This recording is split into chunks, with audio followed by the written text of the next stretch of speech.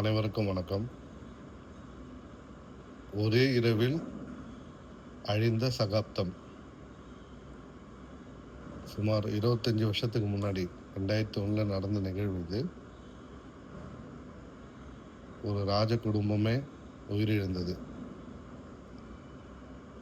ஒரு எதிரியோ, வேண்டாதவர்களோ, துரோகிகளோ இத நிகழ்த்தல. அவங்க குடும்பத்துக்குள்ளே நடந்தது. ராஜா, ராணி, அவருடைய பிள்ளைகள், உறவினர்கள் அனைவரும் கொல்லப்பட்டனர். கொன்னது வேற யாரும் இல்ல, இளவரசர் தான். ஏன் கொன்னாரு? எதுக்கு கொன்னாரு? என்று பல கருத்துகள் இருக்குது. ஆனாலும் இன்னைக்கு யோசித்து பார்க்கும்போது அந்த அரச குடும்பமே இல்ல. அவங்களுடைய ஆட்சியும் இல்ல. முழுவதுமா அவங்க குடும்பமே அழிந்து போயிடுச்சு. எவ்வளோ சம்பாதிக்கிறோம், ஆட்சி பண்றோம், ஆட்சியில நிக்கிறோம், கோடி கோடியா சம்பாரிச்சு சேர்த்து வைக்கிறோம்.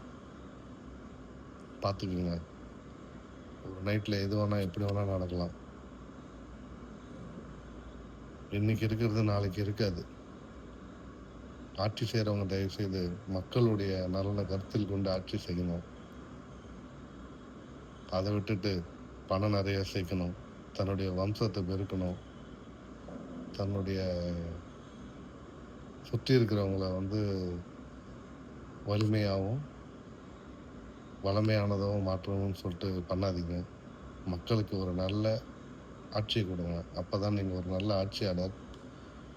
அப்படி பண்ணாதான் இந்த வரலாறு உங்களை திரும்பி பார்க்கும், உங்களை திரும்பி பேசும். வரலாற்றில் உங்க பேர் நிலைச்சு நிற்கும்.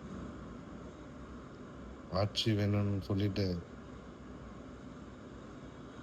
தவறான நடவடிக்கைகளை ஈடுபடாம நேர்மையான வழியில இருக்கணும்னு ஆட்சியாளர்களை கேட்டுக்கிறேன். நன்றி, வணக்கம்.